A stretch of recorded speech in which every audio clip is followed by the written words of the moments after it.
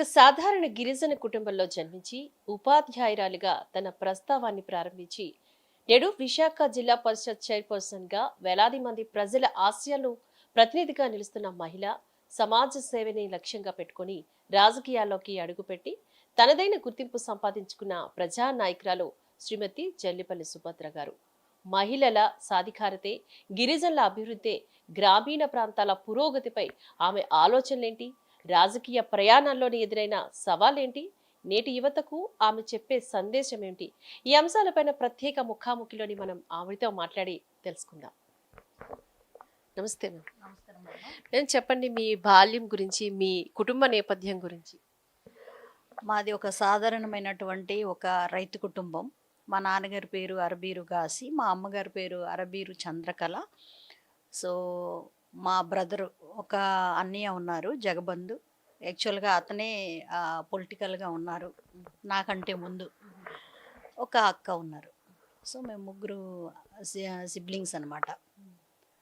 అలాగా మాది లబ్బూరు విలేజ్. మీకు బాగా వినే ఉంటారు. జోలపుట్ట అంటే ఒరిస్సా బోర్డర్లో మార్చ్కండ్ పవర్ ప్రాజెక్ట్ ఉంటుంది. దానికి ఆనుకొని మాది ఒక గ్రామం అన్నమాట. సో అమ్మగారు అంగన్వాడీ టీచర్, నాన్న రైతు అనమాట. అలాగా మా బాల్యం అంతా కూడా మా ఊర్లోనే. మీకు తెలిసిన విషయమే, గిరిజన ప్రాంతంలో ఈరోజు ఉండడానికి ఇల్లు కానీ నడవడానికి రహదారి లేనటువంటి రోజులు.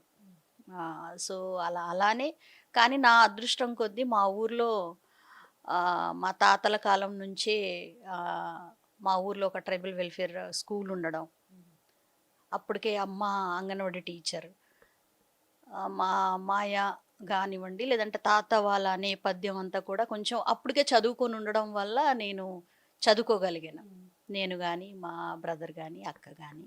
అంటే మీరు ఉపాధ్యాయురాలిగా పనిచేసి రాజకీయాల్లోకి అడుగుపెట్టారు. అసలు మీకు ఉపాధ్యాయ అంటే ఇది ఏంటి? టీచర్ కింద మీరు చేశారు కదా, ఎక్కడ, ఏ స్కూల్లో చేశారు? సో నాది అంతా కూడా గవర్నమెంట్ స్కూలే. గవర్నమెంట్ స్కూల్ అంటే మాదంతా ట్రైబల్ వెల్ఫేర్ స్కూల్స్. చిన్నతనంలోనే హాస్టల్, సెకండ్ క్లాస్ నుంచి హాస్టల్లోనే ఉన్నాం.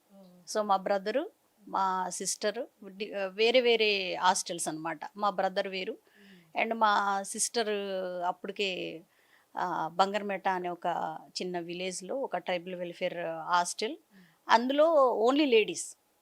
సో అక్క ఎప్పుడైతే స్కూల్కి వెళ్ళి హాస్టల్లో ఉందో ఆ రోజు నుంచి నేను కూడా అక్కతో వెళ్ళిపోవాలి. సో డైరెక్ట్గా నేను వెళ్తూ వెళ్తూ అంగన్వాడీ సెంటర్ నుంచి డైరెక్ట్గా ట్రైబల్ వెల్ఫేర్ స్కూల్కి వెళ్ళడం జరిగింది. సో అక్కడ సెకండ్ క్లాస్ నుంచి 5th క్లాస్, అక్కడ నుంచి ముంచింపుట్టు మండల్ హెడ్ క్వార్టర్లో 6th to 10th క్లాస్ వరకు చదివాను. ఆ తర్వాత ముంచింపుట్టు జూనియర్ కాలేజ్లో ఇంటర్మీడియట్ చేశాను, హెచ్ఈసి.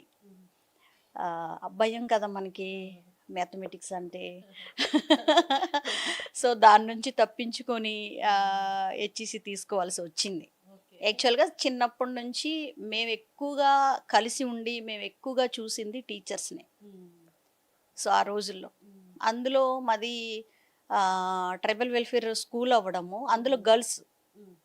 సో మాకు చిన్నతనం నుంచి బయట ప్రపంచం తెలీదు, ఏం చేసినా ఆ స్కూల్లోనే మా ఒక టీచర్స్ చూసిన ఎవరైనా. సో దానివల్ల చిన్నప్పటి నుంచే టీచర్ అవ్వాలి అన్న ఒక ఇది వచ్చింది. అందులో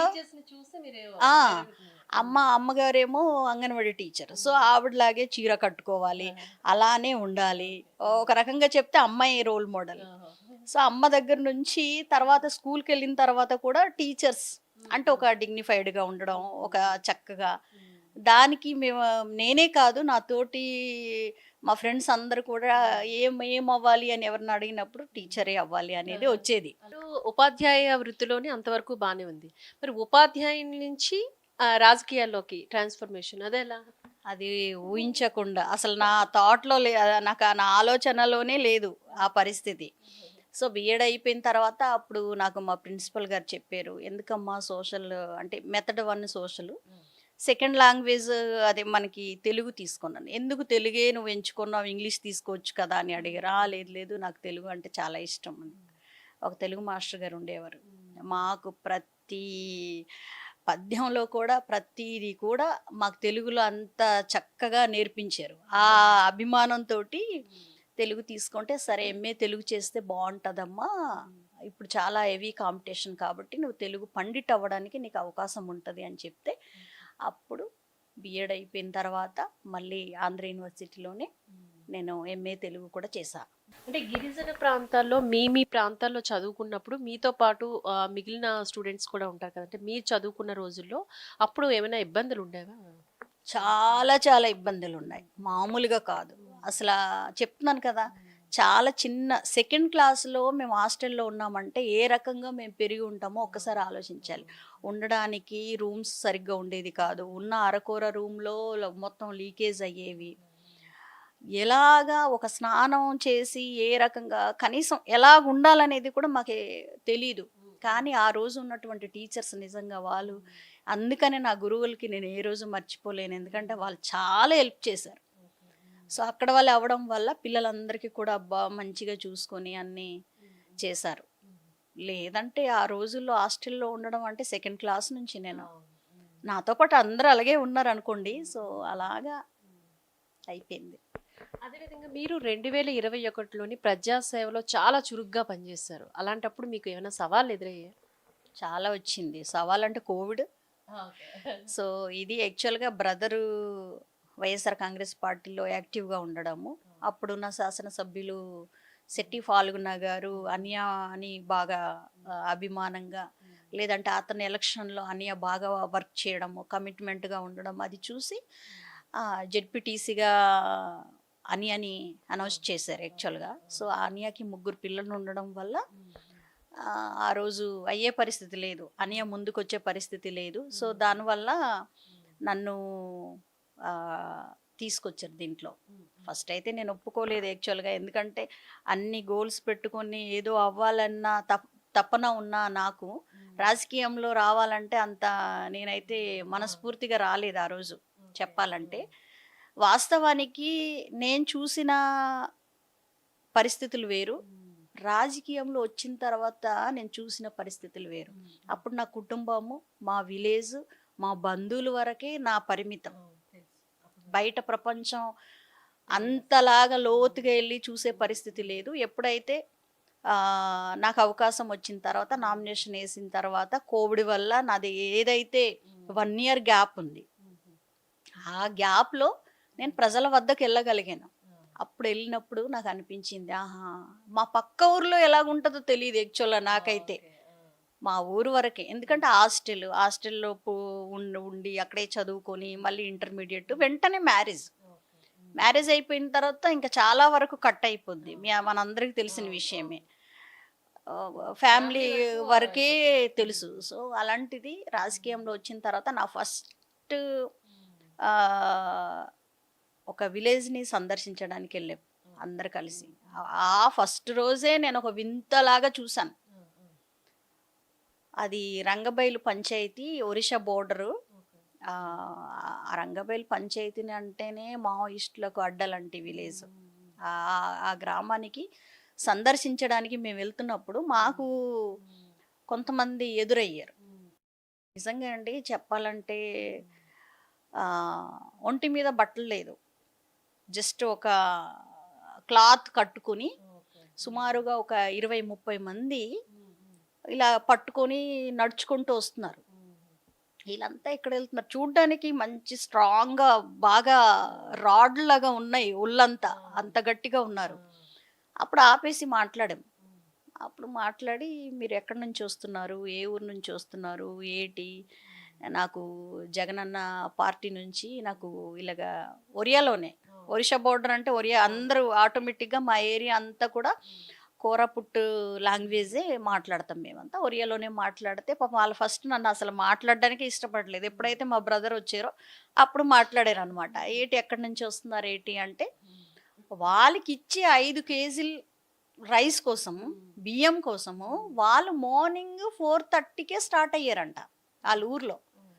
నాకు 10:30, 11కి ఆళ్ళు ఎదురయ్యారు. ఆళ్ళు మాట్లాడుతున్నా నడుస్తూనే ఉన్నారు. నేనన్నాను ఎందుకంత గాబరా మాట్లాడుతున్నాను కదా అని అడిగినప్పుడు అన్నారు, "అమ్మా మేము మార్నింగ్ 4:30కి మేము స్టార్ట్ అయ్యాము. ఇప్పుడు మేము పలానా ఊరెళ్ళి డిపోలో వెళ్ళి రైస్ తీసుకొని మళ్ళీ మేము మా గ్రామానికి వెళ్ళేసరికి ఈవినింగ్ 6:30కో 7కో వెళ్తాము అని చెప్పారు. 3 కొండలు ఎక్కితేనే కానీ మేము మా గ్రామానికి వెళ్ళలేమని. అంటే వాళ్ళకి ఇచ్చేది 5 కిలోలు ఒక పర్సన్కి. ఆ 5 కిలోల రైస్ ఒక రోజు అంతా కష్టపడి నడుచుకొని వచ్చి వెళ్తేనే కానీ ఏమైనా సరుకులు ఆ ఊర్లో పట్టుకెళ్ళే పరిస్థితి లేదు. నిజంగా అండి ఆ రోజు నేను షాక్ అయ్యాను. ఇలాగున్నారా, ఇంత లాంగా అని. సో ఆ ఆ సిచ్యుయేషన్ నాకు కొంచెం చాలా బాధ అనిపించింది. ఆ తర్వాత కొన్ని రోజులు పోయిన తర్వాత వెంటనే జగన్మోహన్ రెడ్డి గారు సీఎంగా జగనన్న మీకు ఇప్పటికే తెలిసి ఉంటుంది, ఆ వెహికల్ తీసేశారు. రేషన్ వెహికల్స్ పెట్టారు కదా, ఆ వెహికల్ ఇవ్వడం నిజంగా అండి నేను చాలా హ్యాపీగా ఫీల్ అయ్యాను. ఎందుకంటే వాళ్ళకి శ్రమ తగ్గుతుంది. వాళ్ళే కాదండి, నేను చూసింది కేవలం వాళ్ళకే. కానీ అటువంటి వాళ్ళు గిరిజన ప్రాంతంలో చాలా గ్రామాలు ఉన్నాయి, చాలా చాలా పంచాయతీలు. ఇటు బుంగాపుట్టు, బూస్పుట్టు కానివ్వండి, ఇటు జీకే వీధి ఏరియాలో మాదిమల్లు కానివ్వండి, తర్వాత మన కొయ్యూరులో కానివ్వండి, ఇలా చూసుకుంటే జీమడుగులు కానివ్వండి, ఇలాంటి ఏరియాలు చాలా ఉన్నాయి. ఇప్పటికీ కూడా నడవడానికి కూడా రోడ్ లేనటువంటి గ్రామాలు చాలా ఉన్నాయి. అందుకనే గిరిజన ప్రాంతంలో డోలి మూత ఎక్కువ కనిపిస్తాయి. సో అలాంటి గ్రామాలు అభివృద్ధి చేయాలని మరి ఆ రోజు వైఎస్ఆర్ కాంగ్రెస్ పార్టీ ప్రభుత్వంలో చాలా వరకు చేశారు, అభివృద్ధి కార్యక్రమం చేశారు. ఆ తర్వాత రోడ్స్ అన్నీ అయిపోయిన తర్వాత కూడా నేను ఆ గ్రామానికి సందర్శించాను, వెళ్ళాను. వాళ్ళంతా హ్యాపీ. మళ్ళీ ఎలాంటప్పుడు వెళ్ళాను, కరెక్ట్గా అదే రైస్ తీసుకుంటున్న టైంలోనే నేను వెళ్ళాను. ఈసారి నేను వాళ్ళ దగ్గర వెళ్ళినా వాళ్ళు పరిగెత్తుకుంటూ వాళ్ళే నా దగ్గరకు వచ్చి మాట్లాడారు. సో ఇది నా గొప్పతనం కాదు, జగన్మోహన్ రెడ్డి గారికి వచ్చిన ఆలోచన విధానం. అంటే మీరు జిల్లా చైర్పర్సన్ గా బాధ్యతలు చేపట్టిన తర్వాత మీరు ఫస్ట్ ఆఫ్ ఆల్ అంటే మీకు మైండ్ లో బాగా గుర్తున్నది ముఖ్య కార్యక్రమం ఏం చేస్తారు? గిరిజన ప్రాంతంలో ఉన్నటువంటి ప్రజలకి మంచినీరు అంటే కనీస అవసరాలు కలిగినటువంటి వాటర్ కానివ్వండి, స్కూల్ కానివ్వండి, లేదంటే వైద్యం కానివ్వండి, హాస్పిటల్స్, ఇవి అన్నీ కూడా దగ్గరలో వాళ్ళకి చేరువయ్యేలాగా చేయాలని నేను ఫస్ట్ నా సంతకము వాటర్ మీదే పెట్టి ఉంటాను. నేను దాని మీదే పెట్టాను. గిరిజన ప్రాంతమే కాదు, ఉమ్మడి విశాఖపట్నం జిల్లాకి సంబంధించిన ప్రతి గ్రామీణ ప్రాంతంలో కూడా మంచినీరు, సీసీ రోడ్స్ కానివ్వండి, డ్రైనేజ్ కానివ్వండి, ఇలాంటి విషయాల్లో అన్ని నా పరిధి, జిల్లా పరిషత్లో ఉండే పరిధి ఎంత అయితే ఉందో అంతవరకు నేను అవన్నీ కూడా సఫిషియెంట్గా ఇవ్వడానికి, ఖర్చు పెట్టి అభివృద్ధి చేయడానికి నేను ఆలోచించాను. అంటే మీరు ముఖ్యంగా ప్రజాసేవలోని మిళితమై ఉంటారు కదా, అది గిరిజన ప్రజల సమస్యలు ముఖ్యంగా మీకు ఏవి ఎక్కువగా కనిపిస్తాయి? డోలిమోత అన్నీ ఉన్నాయండి. అసలు గిరిజన ప్రాంతం అంటేనే సమస్యతో కూడుకున్న పరిస్థితి. ఈరోజు ఒక విలేజ్లో 4-5 ఏమంటారు దాన్ని, కాలనీలు అంటారు. అక్కడ ఒక 10 ఇల్లులు, ఇక్కడ ఒక 5 ఇల్లులు, ఇంకొక దగ్గర ఒక 2 ఇల్లులు, అందరు ఒకే దగ్గర ఇల్లు నిర్మాణం చేసుకొని ఉందామని అనుకోరు. ఒక ఫ్యామిలీ ఇక్కడ ఉంటే ఇంకొక ఫ్యామిలీ అక్కడ ఉంటారు.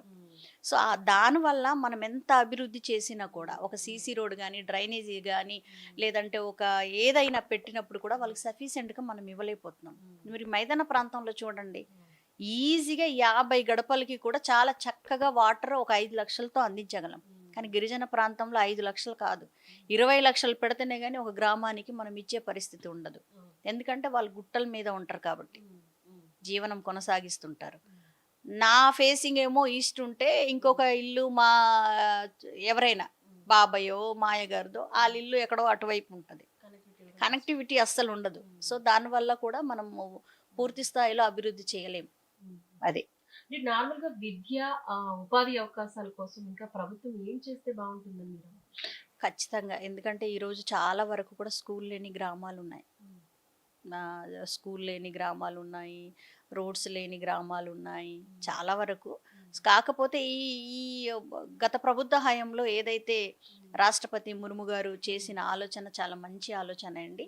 పీవీటీసీస్కి పిఎం జన్మన్ లో పెట్టి కనీస అవసరం కలిగినటువంటి ఒక హౌస్ ఇవ్వాలి, వాళ్ళకి ఒక స్కూల్ ఉండాలి ఆ గ్రామానికి. అంటే పీవీటీసీ హ్యాబిటేషన్ అని ఒక స్కీమ్ తీసుకొచ్చారు, పిఎం జన్మన్ అని. ప్రెసెంట్ ఇప్పుడు గిరిజన ప్రాంతంలో ఏమైనా అభివృద్ధి కార్యక్రమం అవుతుందంటే అదే అవుతుంది. మీరు ఇంకెక్కడ రాష్ట్రంలో చూడరు. కేవలం గిరిజన ప్రాంతంలో పీవీటీసీ హ్యాబిటేషన్స్ అంటే పీవీటీసీ గ్రామాలు, ఒక 100 మంది పాపులేషన్ ఉన్న గ్రామాన్ని తీసుకొని అక్కడ రోడ్ కానివ్వండి, స్కూల్ కానివ్వండి, అంగన్వాడీ సెంటర్ కానివ్వండి, ఇలాంటి ఫెసిలిటీస్ అన్నీ కూడా ఇప్పుడు అవుతుంది. అది అంటే ముఖ్యంగా రాజకీయాల్లోకి యువత కానీ మహిళలు కానీ వద్దాం అనుకున్న వారికి వారు మీరు ఏం చెప్తారు? ఖచ్చితంగా రావాలి. నేనేమంటానంటే ఒక టీచర్గా ఉన్న వ్యక్తి ఆ కుటుంబాన్ని పోషించుకొని అతనికి ఉన్న మిగిలినటువంటి ఒక చాలా తక్కువతో ఎవరికో ఒకరికో ఇద్దరికో మాత్రమే సాయం చేయగలుగుతాం. కానీ రాజకీయంలో ఉంటే ఖచ్చితంగా 100 మందికి మనము సర్వీస్ ఇవ్వగలుగుతాం. సో ఈరోజు రాజకీయం అంటే కేవలం అంటారు బయట ఏదో డబ్బు ఉంటుంది, లేదంటే ఒక పలుకుబడి ఉంటుంది, లేదంటే ఏదో చేసే, అది కాదు. నా ప్రకారంగా అయితే నిజంగా మంచి చేసే మనసు ఉండాలి, కానీ ఎంతైనా సర్వీస్ చేయగలగడానికి అవకాశం ఉంటుంది. కాబట్టి ఖచ్చితంగా యువత కూడా మంచిగా సర్వీస్ చేద్దాం అనుకుని మంచి మోటోతో వచ్చే వాళ్ళైతే ఖచ్చితంగా వస్తే బాగుంటుందని నేను కోరుకుంటాను. మీరు మీ పర్సనల్ లైఫ్ని కానీ పొలిటికల్ లైఫ్ని కానీ రెండు బ్యాలెన్స్ ఎలా చేస్తారు?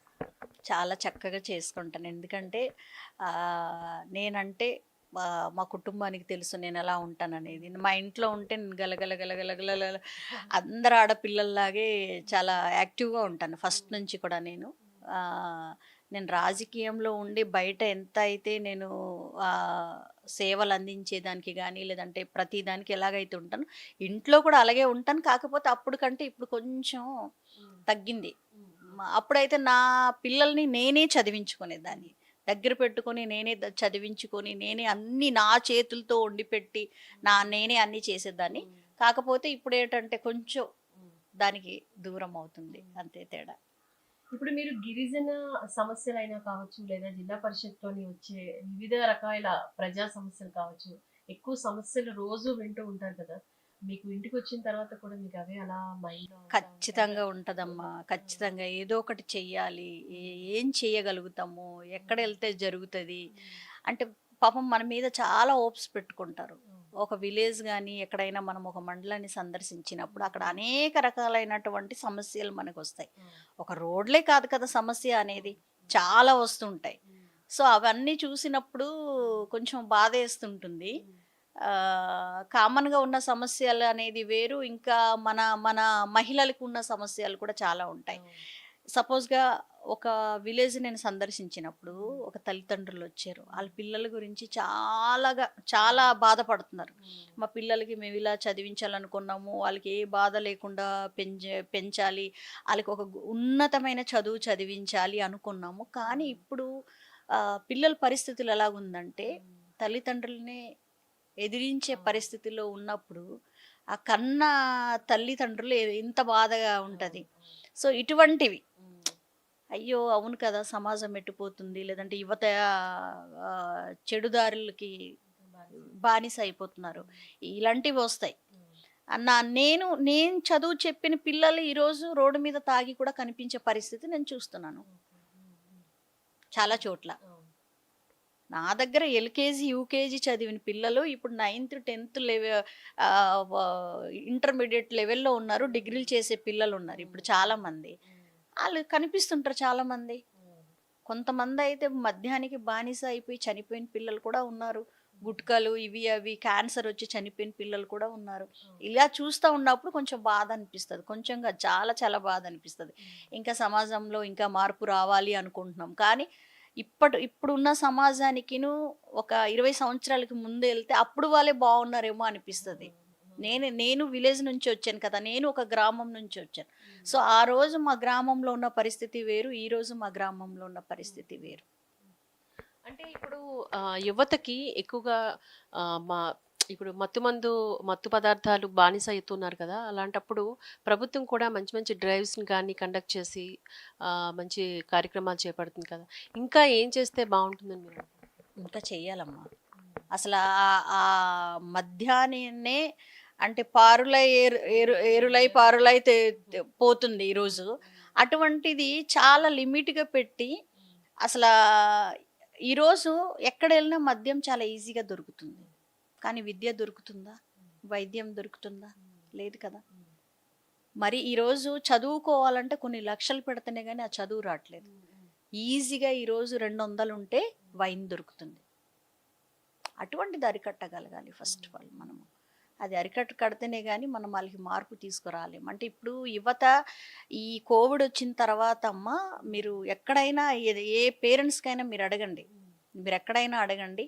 పిల్లల్లో చాలా మార్పులొచ్చాయి. కోవిడ్ వచ్చిన తర్వాత. పిల్లలు చాలా మంది ఇతరితర బ్యాడ్ హ్యాబిట్స్‌కెళ్ళిపోయారు చాలామంది. అది మార్పు తీసుకొస్తే బావుంటదనేది నాలో కూడా ఉంది. అలా అయితే నేనసలు ఊరుకోను. దరిదాపుల్లో కూడా అటువంటిది విన్నా గాని, చూసినా కూడా ఎంకరేజ్ చేసే పరిస్థితి అయితే అస్సలుండదు. ఆళ్ళు నన్ను తిట్టుకున్నా పర్వాలేదు, ఆళ్ళేమనుకున్నా పర్వాలేదు కానీ, నేనైతే మొహం మీద ఎళ్లి ఖచ్చితంగా చెప్పేస్తాను నేను. ఈ మధ్య కాలంలో నేను ఏ విలేజ్ సందర్శించినా కూడా, నేను అన్నీ మాట్లాడినా కూడా రాజకీయంగా గాని, లేపోతే ఏ రకంగా మాట్లాడినా కూడా, నా మాటలో ఒక్క 5 మినిట్స్ అయినా కూడా ఈ విషయం గురించి, ఈ యువత గురించి నేను మాట్లాడతాను. ఈరోజు మద్యానికి బానిస అయిపోవడం వల్లే కదా యాక్సిడెంట్లు విపరీతంగా పెరుగుతున్నాయి. ఈరోజు మహిళల మీద అత్యాచారం జరుగుతుందన్నా కూడా ఒక చెల్లి అని తెలీదు, తల్లి అని తెలీదు, లేదనుకుంటే ఒక వృద్ధురాలని తెలీదు, లేదంటే చంటి పాప అని తెలీదు. ఈరోజు అత్యాచారం జరుగుతుందంటే ఎలా జరుగుతుంది? ఏ మత్తులో ఉండడం వల్ల జరుగుతుంది? సో అవన్నిటికి కారణం ఏది? ఇదే. గాంజా కానివ్వండి, మద్యం కానివ్వండి. ఇవన్నీ అరికట్టగలిగితేనే ఇవన్నీ కూడా సమాజంలో కనిపించకుండా ఉంటది. ఆ! ఈరోజు సమాజంలో ఇటువంటిది ఎంకరేజ్ చేయడం వల్లే ఈరోజు మహిళలు కానివ్వండి అంటే కడుపు కోత అనేది మిగులుస్తున్నాం లాస్ట్‌లో. యాక్సిడెంట్లు విపరీతమైనటువంటి రేస్ డ్రైవింగ్‌తో వెళ్ళడం కానివ్వండి, ఇవన్నీ ఎక్కడి నుంచి వస్తుంది? దానివల్లే వస్తుంది. ఇవన్నీ కూడా ప్రతి ఒక్కళ్ళు అరికట్టాలండి. ఇవి అరికట్టాలంటే ప్రభుత్వాలే చేస్తే కాదు. ప్రభుత్వం ఎంతవరకు చేస్తదో అంతవరకే చేస్తది. కానీ ప్రతి ఒక్క తల్లిదండ్రుల మీద నమ్మకం ఉండాలి పిల్లల మీద. పిల్లలకి నేర్పించవలసినవి ఖచ్చితంగా నేర్పించి తీరాల. అది మనం ఇవ్వగలిగితే మీ ఇంట్లో ఉన్న పిల్లలు మీరు, నా ఇంట్లో ఉన్న పిల్లలు నేను సేవ్ చేసుకోగలిగితే బయట అలాంటి పిల్లలు ఎక్కువ మంది కనిపించరు. అది నా ఉద్దేశం. అదేవిధంగా మీరు జిల్లా పరిషత్ చైర్పర్సన్‌గా వర్క్ చేస్తూ, ప్రత్యక్షంగా గాని, పరోక్షంగా గాని చాలా కార్యక్రమాలు చేస్తూ దిగ్విజయాన్ని పొందారు. అదేవిధంగా మీరు ఫ్యూచర్‌లోని రాజకీయంగా మంచి ఏమనుకుంటున్నారంటే మీ లైఫ్‌ని ఎలా డిజైన్ చేసుకుంటారు? ఖచ్చితంగా ఈరోజు ఆహ్, జగనన్న దయ వల్ల, జగన్మోహన్ రెడ్డి గారి ఆశీస్సులతో నేను మీ అందరికి కూడా పరిచయం అయ్యాను. 4 గోడలకి పరిమితమైన నేను, ఒక ఫ్యామిలీకే పరిమితమైన నేను ఈరోజు రాష్ట్ర వ్యాప్తంగా కూడా సుభద్ర అంటే ఎవరనేది తెలిసింది మీ అందరికీ కూడా. సో అప్పటి వరకు అరబీరు సుభద్ర ఒక ఫ్యామిలీకే గుర్తింపు. కానీ జల్లిపల్లి సుభద్రగా ఈరోజు రాష్ట్ర వ్యాప్తంగా కూడా పరిచయమైనటువంటి పరిస్థితి. సో ఖచ్చితంగా రానున్న రోజుల్లో కూడా ఖచ్చితంగా నా సర్వీస్ ఇలాగే ఉంటుంది. 10 మందికి సహాయం చేయడానికి ముందుకెళ్తాను. జగన్మోహన్ రెడ్డి గారు, జగనన్న ఏది ఇస్తే అది అండి. ఇది అని కాదు. ఎటువంటి అవకాశం ఇచ్చినా కూడా నేను పని చేస్తాను. అమ్మా నువ్వు ఎమ్మెల్యే టికెట్ ఇస్తాను చేయమన్నా చేస్తాను, ఎంపీ టికెట్ ఇస్తాను చేయమన్నా చేస్తాను, లేదా అమ్మ నువ్వు పార్టీలో చక్కగా సేవ చేసుకుంటూ మన పార్టీ పదవులు తీసుకొని ఉండమన్నా కూడా ఉండడానికి నేను హ్యాపీ. ఖచ్చితంగా. ఉపాధ్యాయురాలిగా ప్రారంభమైన ప్రయాణం నుంచి జిల్లా పరిషత్ చైర్పర్సన్ స్థాయి వరకు ఎదిగి ప్రజా సేవలో ముందుకు సాగుతున్న శ్రీమతి జల్లిపల్లి సుభద్ర గారు తమ అనుభవాల్ని, అభిప్రాయాన్ని మనతో పంచుకున్నారు. అయితే మహిళలు అన్ని రంగాల్లో ముందుకు రావాలని ఆమె ఇచ్చిన సందేశం ఎంతో ప్రేరణాత్మకం. మరొక ప్రత్యేక అతిథితో మరో ఆకర్షణీయమైన ముఖాముఖిలో మరో కార్యక్రమంలో కలుసుకుందాం. అంతవరకు సెలవు. నమస్కారం.